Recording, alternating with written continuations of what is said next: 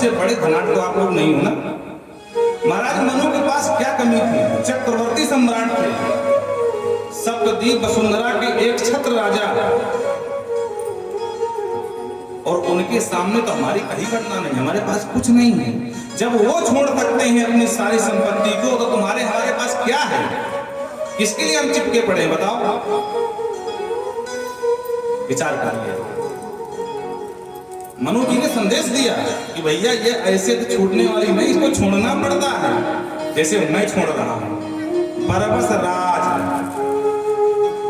सुत ही नृप दीन नार समेत भ्रमण तब की था। इतना आसान नहीं है, ये आसक्ति इतनी जल्दी से जाती नहीं है। आ तो सकती पर जा नहीं सकती है। बोलो राधे राधे। आ तो सकती है, किसी पर आ सकती है, पर जा नहीं सकती, इसको भेजना पड़ता है। तो कहते हैं अहो रसिका भूबाबका। तो अगर आप जबरदस्ती किसी को बुला लाएंगे तो बैठ तो जाएगा, पर कथा नहीं सुनेगा, मार खराटा सो जाएगा, या तो एक दूसरे से लड़ जाएगा, या तो घर को भग जाएगा, पूरी कथा नहीं सुनेगा, क्योंकि उसकी कथा में श्रद्धा नहीं है। पूर्व जन्म के पाप ते हरि चर्चा न सुहाय, और क्यों ऊंघे क्यों लड़ मरे, और क्यों घर को भग जाए। बोलो राधे राधे। इसलिए सब कथा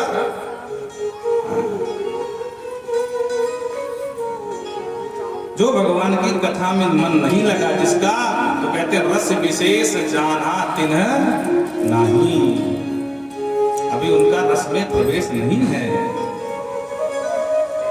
इसलिए 88,000 ऋषि हैं, और उनके जो प्रधान श्रोता हैं सौनकी महाराज, सूत जी से प्रश्न करते हैं, हे प्रभु, इस कलयुग में प्रायः जीव की आयु बहुत कम है, उम्र, तो आयु मंद है और बुद्धि भी मंद है, भाग्य भी मंद है। बोलो राधे राधे। तो ऐसे भाग्यहीन बुद्धिहीन व्यक्तियों का कल्याण कैसे हो? मंदा सुमंद मतयो मंद भाग्या पत्रता। मंदभागी कलयुग के प्राणी प्रायः मंदभागी होंगे, और बुद्धि के भी मंद होंगे। तो ऐसे मंदभागी बुद्धिभागी जीवों का कल्याण कैसे हो, ये बता दीजिए। श्रेयस्कर वस्तु क्या है? देखो, एक भी बात हम अपने मन से कोई बात नहीं कहते हैं, जो भागवत में लिखा है वही सुनाते हैं। बोलो राधे राधे। तो कहते हैं 6 प्रश्न किए हैं। किम श्रेयः, ऐसे मंदभागी मंद बुद्धि वाले जीवों का श्रेय क्या? श्रेय माने कल्याण कैसे हो, ये बता दीजिए। किम श्रेयः शास्त्र सारः कः, समस्त शास्त्रों का सार क्या है? दूसरा प्रश्न किया, क्योंकि हमारे यहाँ शास्त्र बहुत है, क्योंकि हमारा धर्म भी बहुत विशाल है, तो इसके शास्त्र भी बहुत है। समस्त शास्त्रों को पढ़ने के लिए समय नहीं है, तो सब शास्त्रों का सार क्या है वो बता दीजिए। और स्वअवतार प्रयोजन, भगवान अवतार लेने का प्रयोजन क्या है? भगवान किस लिए अवतार लेते हैं वो बता दीजिए। और किम कर्म के अवतारस्य, अवतार हुए तो कहां कहां और कितने और किस किस अवतार में भगवान ने क्या क्या किया वो बता दीजिए। और अंत में प्रश्न किया छठा, कि जब भगवान इस धराधाम में आते हैं, धर्म की स्थापना करते हैं, और जब धराधाम से वापस जाते हैं, तो ये धर्म किसकी शरण में जाता है? धर्मः कम शरणं गतः। ये 6 प्रश्न किए हैं। सूत जी प्रसन्न हो गए, बोले ऋषियों तुमने बड़े उत्तम प्रश्न किए हैं, हम अपने गुरुदेव भगवान का ध्यान कर लें और फिर आगे चर्चा को बढ़ाएंगे। ध्यान रहे, सूत जी के गुरु जी कौन है? सुखदेव जी प्रभु हैं। जब सुखदेव जी परीक्षित को शुक्रताल में कथा सुना रहे थे, तभी सूत जी महाराज वहां गंगा किनारे सबसे पीछे बैठकर कथा सुन रहे थे। और जो अच्छा श्रोता होगा वही अच्छा वक्ता बन सकता है, ये ध्यान रखें। तो 2 श्लोकों से सुखदेव जी प्रभु का ध्यान करते हैं। यम प्रव्रजन्त मनु पे तम पेत कृत्यम द्वैपायनो विरह कातर दुभाव पुत्रेति तन्मयतया कर्मो विनेदो तम सर्वभूत हृदयं मुनिमानतोऽस्मि।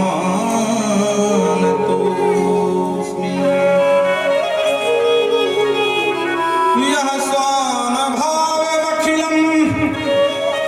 श्रुतिसारमेकम्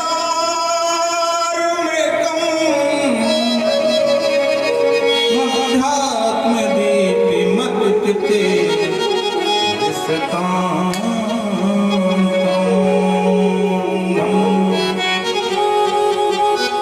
संसारिणां करुणयाः पुराणगुह्यम्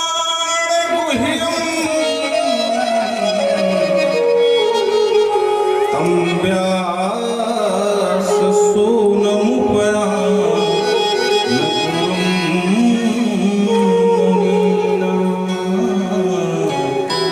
तं व्याससूनमुपयामि गुरुम्।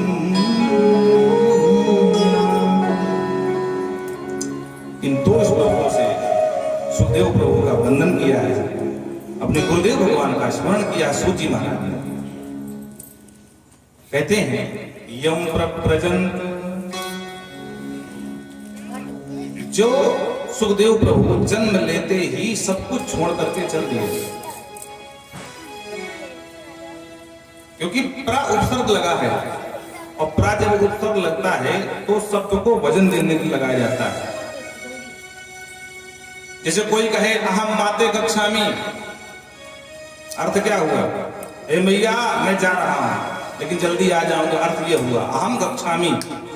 कोई कहे माते अहम व्रजामि, मतलब ये हो गया कि मां मैं जा तो रहा हूं लेकिन मुझे विलंब हो सकता है, लेट हो सकता है। अगर लेट हो जाए तो घबराना मत, मेरी प्रतीक्षा मत करना, जब काम हो जाएगा तो मैं आ जाऊंगा। लेकिन अगर वही शब्द कहा जाए माते अहम व्रजामि, मतलब बोले ये गया सो गया, अब वापस लौटने को नहीं आने वाला। बोलो राधे राधे। तो यहां पर कहते यम प्रव्रजंतम, प्रव्रजंत हो गए जन्म लेते ही, और पीछे पीछे अनुपेत कृत्यम द्वैपायनो विरह, द्वैपायन वेद व्यास जी विरहासुर विरही बन करके विरह कातर आज भावल, पीछे पीछे पिताजी लगे हैं, बेटा बेटा, पर बेटे ने घूम के नहीं देखा। ऐसे बीतरागी सन्यासी घूम के एक बार भी नहीं देखा कि जिन पिता मुझे बुला रहे हैं उनको एक बार तो देख लूं कैसे हैं, क्यों बुला रहे हैं। और सुखदेव प्रभु ने एक बार घूम के नहीं देखा। और भागवत कहती है कि तरवो विनीतुस, मानो जंगल की जो वृक्षावली है, जो जंगल के वृक्ष हैं उनसे प्रतिध्वनि आ रही है। जब व्यास जी कहते हैं बेटा, तो मानो जंगल गुंजायमान हो जा रहा है, और जंगल भी प्रत्युत्तर में कहता है बेटा बेटा, पर बेटे ने एक बार भी घूम के नहीं देखा। इशारा क्या है? इशारा यह है कि आज जंगल के वृक्ष भी कहना चाहते हैं व्यास जी बेटे तो हमारे भी होते हैं, और एक नहीं अनेका अनेक बेटे होते हैं। वृक्ष का बेटा कौन? फल। पर क्या हमने कभी अपने बेटे से, अपने बेटों से, अपने पुत्रों से, अपने फलों से मोह किया? आपकी तरह हमको जगत कल्याण के लिए, लोगों का पेट भरने के लिए अपने पुत्रों को बलिदान कर देते हैं, और हम एक नहीं अनेका अनेक बच्चे दान करते हैं। तो आपका ये बेटा जगत कल्याण के लिए बाहर निकला है, तो क्या आप जगत कल्याण के लिए एक बेटे का दान नहीं कर सकते हो? मानो आज वृक्षों ने ज्ञान दे दिया हो व्यास जी को, व्यास जी ये आपका अज्ञान है, भले आप विद्वान है तो क्या हुआ। बोलो राधे राधे। ये आपका पुत्र जगत कल्याण के लिए जा रहा है, तो जाने दो, रोको मत। अथवा सर्वभूत हृदय सम्राट श्री सुखदेव प्रभु ही वृक्षों के रूप में खड़े हैं, जो सर्वभूत हृदय हैं और वृक्षों के हृदय में अवस्थित होकर के मानो सुखदेव प्रभु ही कह रहे हैं कि पिताजी मैं तुम्हारा ही बेटा नहीं हूं, ये जगत का पहिया है, यहाँ न कोई किसी का बेटा है न कोई किसी का पिता है। आपने देखा होगा आपकी तरफ तो मेला बहुत लगता है, अभी कतकी आ रहे जिस घर में लगेगा मेला, लगता है कि नहीं? और इधर तकिया का मेला बड़ा विख्यात है, सही बात है। तो मेले में आपने देखा होगा एक झूला होता है, वो घूमता है चक्राकार, उसमें बहुत सारी कुर्सियां लगी होती हैं। तो ध्यान से देखना, मेला भी आपको ज्ञान देता है, वो चक्र झूला। आप ध्यान से देखोगे कि जो व्यक्ति ऊपर गया वो थोड़ी देर में सबसे नीचे आ जाता है, और थोड़ी देर बाद फिर वो घूमा झूला तो नीचे वाला फिर ऊपर पहुंच गया, फिर ऊपर वाला नीचे आ गया। क्या इशारा है? इशारा बिल्कुल स्पष्ट है कि जिस प्रकार वो झूला घूमता है ना, कभी नीचे वाला ऊपर ऊपर वाला नीचे, उसी प्रकार ये हमारे जो जीवन का झूला है, जो जीवन की यात्रा है, ये भी ऊपर नीचे होती रहती है? हम किसी के नाना हैं और अपने पोते पर बहुत ममता है, और अंत में पोते का ही चिंतन करते करते हमारा सिद्धांत सिधार गए, तो अंत में पोते के ही पोते बनकर आ गए। बोलो राधे राधे। कल तक जिसके नाना थे आज उसके नाती बनकर जन्म लेना पड़ा। तो ये भैया जीवन का झूला है, ऐसे चलता रहता है। आज हम तुम्हारे पिता हैं, हो सकता है कल तुम हमारे पिता बन जाओ। तो तरबो विनेदुस, जंगल के वृक्षावलियों ने संदेश दिया, दादी यहाँ कोई किसी का नहीं है, ये तो सब झूला चल रहा है। ऐसे व्यास जी महाराज लिखते हैं कि सर्वभूत हृदय सम्राट बीतरागी परम सन्यासी श्री सुखदेव बाबा के प्रमुख चरणों में बारंबार प्रणिपात करते हैं। बोल सुखदेव प्रभु की जय। जिन सुखदेव प्रभु ने जगत कल्याण के लिए, किसी ने कहा नहीं उनसे, समस्त शास्त्रों का सार निकाल करके एकम शास्त्रम श्रीमद् भागवतम या स्वान भाव अखिलम, अखिल श्रुतियों का जो सार सर्वस्व था वे एक श्रीमद् भागवत में ही डाल दिया। करुणा करके, क्यों? क्योंकि सब अंधकार में भटक रहे थे, ऋषिताम तमोन्धम, सब अंधों की तरह भटक रहे थे, मार्ग नहीं मिल रहा था किसी को। तो मानो दिवाली जला दिया हो, अध्यात्म का दीपक जला दिया। पार सभी जाना चाहते थे पर रास्ता सूझ नहीं रहा था। बोलो राधे राधे। अब कल्पना करो कि एक बहुत बड़े मकान में आप घुस गए, दरवाजा मात्र एक, और प्रकाश के नाम पर, उजाले के नाम पर कुछ नहीं है। स्थिति ये है कि इतना घोर अंधकार है कि हमें हमारा हाथ ही नहीं दिखाई पड़ रहा। अब उस मकान में भटक रहे थे हम, पर प्रकाश नहीं था। दरवाजा तो था पर एक था, पर वो भवन, वो मकान बहुत विशाल था। घूम रहे थे, मार्ग मिले पर मार्ग नहीं मिल रहा था। और उसी समय किसी सदगुरु ने करुणा करके हमारे ऊपर अपनी टार्च दिखा दी कि भैया दरवाजा वो है। प्रेम से वहां से हम निकल गए। उसी प्रकार ध्यान देना, ये जो हमारा सनातन धर्म है जो बहुत विशाल है, और दरवाजा कोई अगर है तो मात्र एक है, वो है नर तन। कबहू की करुणा कर नर देही, और देतई सबिनु एक दूसरे। कबहू की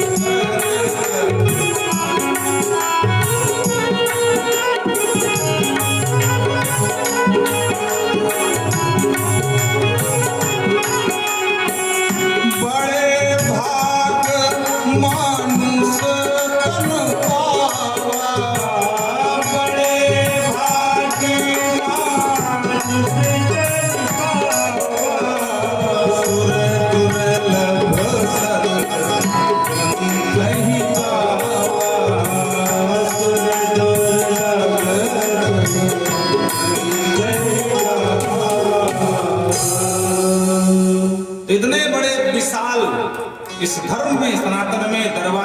मात्र कोई था तो वो नरतन था, पर समस्या थी कि अंधकार व्याप्त था।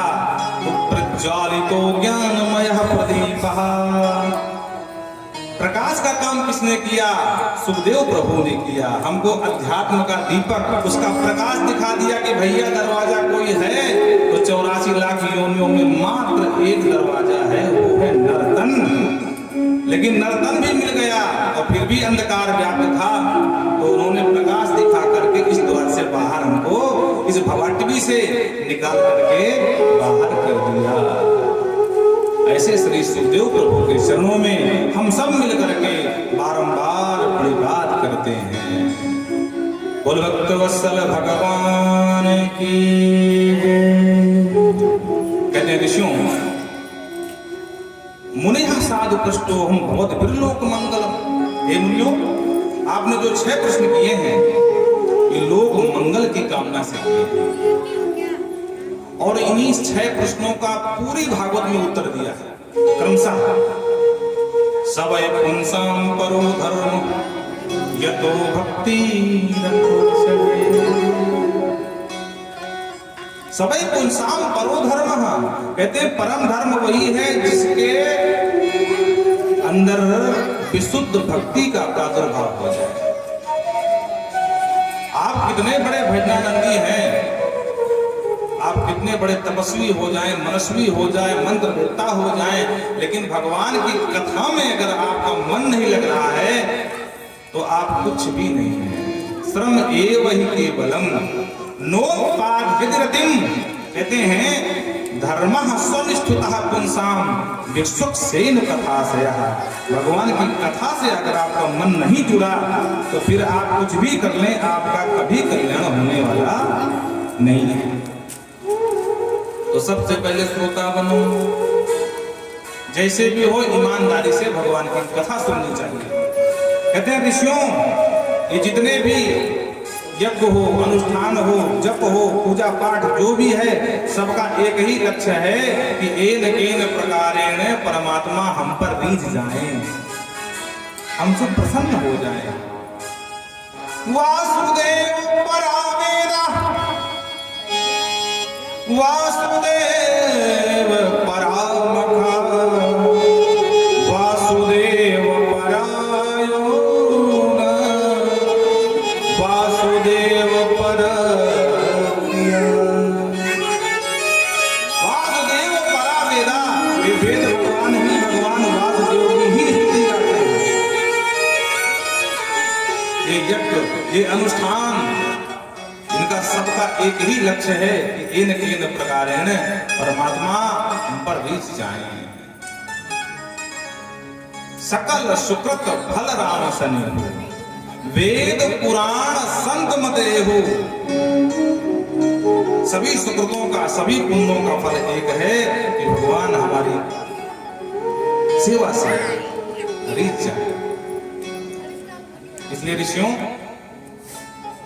भगवान की कथा जितनी हो सके, कथा सुनने से क्या होगा? बोले भगवान के स्वभाव को जानोगे, भगवान के प्रभाव को जानोगे, तब उन पर आपका अनुराग होगा। नहीं तो जगत से अनुराग करते रहोगे, भगवान से कभी नहीं करोगे। किसी ने पूछा ये ग्रंथ का नाम क्या है? नाम बताया, इदम भागवतम नाम पुराणम ब्रह्म संहितम। सोचिए, कहते ऋषियों, जब द्वापर का अंत हुआ तो द्वापर के अंत में वेदव्यास जी मन में विचार किया, जगत कल्याण के लिए पहले एक वेद के 4 विभाग कर दिए, ऋग यजु साम अथर्व। पहले बड़ा था एक पोथी, उसको 4 विभागों में बांट दिया, शायद लोग पढ़े, पर फिर भी लोग नहीं पढ़े। तो फिर व्यास जी ने उन्हीं वेदों का भाष्य बना करके धीरे धीरे करके पुराणों की रचना करी। लोग पुराण पढ़ लेंगे, फिर भी लोग नहीं पढ़ेंगे। पंचम वेद महाभारत की रचना करी। महाभारत भी लोग नहीं पढ़ते हैं। महाभारत में तो गलत ये प्रयोजन है, लोगों का सोच है कि महाभारत जिस घर में हो तो उस घर में महाभारत होती है। बोलो राधे राधे। अब एक बात हमको याद आ गई है तो बोले दे रहे हैं। देखो, अंधविश्वास के हाथ पैर तो होते नहीं है, बिना हाथ पैर का होता है अंधविश्वास। और महाराज ये इतनी तीव्र गति से बढ़ता है, पूछो मत। हमें याद है रक्षाबंधन के समय आप लोग यहाँ सब लोग राखी काट के फेंक दिए थे, सही बात है। बोले भाई मर जाता है, हमने कहा वाह भैया, गजब गजब के इंसान बसे हैं संसार में। और हमारे हाथ में अभी भी बनी, देखो दिख रही होगी। बोलो राधे राधे। कुछ तो विवेक लगाओ। आप लोगों ने ध्यान दिया होगा हमारे सनातन में आजकल षड्यंत्र चल रहा है। आज के पहले ऐसा था कि 10-20 वर्ष पहले एक त्योहार एक ही दिन मनाया जाता था। भगवान जाने कहां से कैसा पैसे का अनुदान किया जा रहा है विदेशी लोग, या वो त्योहार 2 दिन में हो रहा है? क्या है सब ये? आर्थिक दृष्टि से लाभ तो है, पर हम लोग एकजुट नहीं हो पा रहे हैं। जो त्योहार एक साथ मनना चाहिए वो 2 दिन में बढ़ गए। बोलो राधे राधे। और हम तो निवेदन करते हैं कि हमारे जो सनातन धर्म के सिरमौर हैं, धर्माचार्य हैं, उनको इस पर पहल करनी चाहिए कि भाई आज के 10 वर्ष पहले तो कोई समस्या नहीं थी, आज ये नई समस्या कहां से आ गई? रक्षाबंधन 2 दिन मन रहा है, दिवाली भी 2 दिन मनाई जा रही है, सब क्या है? ये षड्यंत्र चल रहा है सनातन को कमजोर करने के लिए, हमारी एकता को भंग करने के लिए। आपने हमेशा पढ़ा होगा ए माने एप्पल, हम कहते हैं ए माने अर्जुन नहीं हो सकता क्या? पढ़ाओ अर्जुन, क्या दिक्कत है भाई? बी माने बलराम पढ़ाओ, कौन मना किए? एप्पल तो पढ़ते पढ़ते जिंदगी बीत गई। क्या अर्जुन को कोई जानता नहीं कि बलराम जी नहीं कोई जानता है? पर समस्या ये है कि पाश्चात्य संपत्ति को हम लोग पकड़ रहे हैं।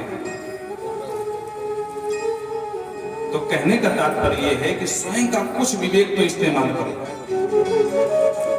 इस तरह राखी बांधने से भाई मर जाए तब दुनिया ही मर जाए महाराज। बोलो राधे राधे। सुनी सुनाई बातों में विश्वास नहीं करना। बोले क्या? बोले कौआ कान ले गया, कान ले गया। अरे भैया पहले कान तो देख है कि नहीं कि ले ही गया। वो चिल्ला रहा पूरे गांव में, भागो कौआ कान ले गया, कान ले गया। सामने किसी ने कहा अरे मूर्ख, कान तो तेरे पास है, कहाँ चले गया? अरे राम राम, मुझे पता नहीं था। किसी ने कहा तेरा कान कौआ ले गया, तो मैंने सोचा ले गया। अरे भाई कम से कम अपना कान तो तू एक बार देख लिया होता कि कौवे कान ले गया। तात्पर्य ये है कि जब कथा सुनोगे तो ज्ञान का संचार होगा, बिन सत्संग विवेक न हो, और राम कृपा बिन सुलभ न सोए। भगवान की अद्भुत कृपा है जो सत्संग सत्र चल रहा है। तो यहाँ जितने लोग हैं सभी लोगों से निवेदन है कि समय से आकर के उपस्थित हों। व्यास जी ने जगत कल्याण के लिए 17 पुराण लिख डाले, पर मन को संतोष नहीं हुआ तो एक दिन नारद जी आ गए। पूजिया मास विद्वन नारदम सुपूजितम। नारद जी का व्यास जी ने पूजन किया और खिन्न मना बैठे नारद जी ने जब व्यास जी को देखा तो टोका, पाराशर महाभाग भवतः कच्चित आत्मा परितुष्य शरीरात्मा मानसे। हे पाराशर महाभाग, पाराशर कुमार, पाराशर राजी महाराज, आत्मा मानस एवच। आप मन और आपकी आत्मा एक नहीं है, क्या बात है? क्यों उदास परेशान है? व्यास जी ने पूरी कहानी सुनाई। हे देवर्षि, हमने जगत कल्याण के लिए एक वेद के 4 विभाग किए, उससे भी लोगों की गति नहीं हुई तो पुराण लिखना शुरू कर दिया, पर लोगों में गति अभी नहीं हुई। लोगों ने उस पर प्रवेश नहीं किया। अब आखिर मैं क्या करूं? मेरे मन को शांति क्यों नहीं मिल रही है? तब नारद जी ने समझाया, हे व्यास जी महाराज, आपके अंदर वैदुष्य बहुत भरा पड़ा है, विद्वान आप नंबर 1 पे हैं, इसमें कोई संशय नहीं है। लेकिन अभी तक आपने अपनी विद्वता दिखाई है, वैदुष्य दिखाया है। किसी भी ग्रंथ में भगवान की लीला का गान नहीं किया। और पूरा मत मानना व्यास जी महाराज, न शोभते ज्ञान मलम निरंजनम नैष्कर्म अच्युत भावर्जितम। कोई कितना बड़ा ज्ञानी क्यों न हो, कोई कितना बड़ा ध्यानी क्यों न हो, लेकिन अगर वो अच्युत भाव वर्जित ज्ञान है तो वो ज्ञान भी दो कौड़ी का होता है। बोलो राधे राधे। अच्युत माने परमात्मा, भगवान कृष्ण का नाम है अच्युत। इसलिए लक्ष्मण जी कहते हैं कि जो मेरे राम का नहीं वो मेरे काम का नहीं। जिस ज्ञान में प्रभु का नाम न हो, उनकी लीला का ज्ञान न हो, वो ज्ञान भी दो कौड़ी का होता है। तो व्यास जी, और सीधी सी बात है कि जब तक शांताकार के चरणों में निवेदित नहीं करोगे अपनी लेखनी को, तब तक तुम्हें शांति मिलने वाली नहीं है। व्यास जी को अपने भूल का एहसास हो गया। और भारत का प्राचीन नाम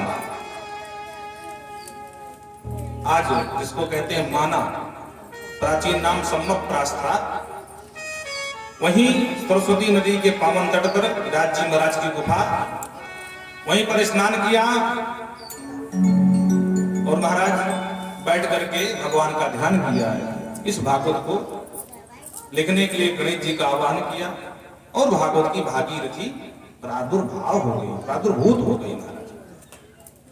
नारद जी कहते हैं व्यास जी मुझे देखो, मैं पूर्व काल में दासी पुत्र था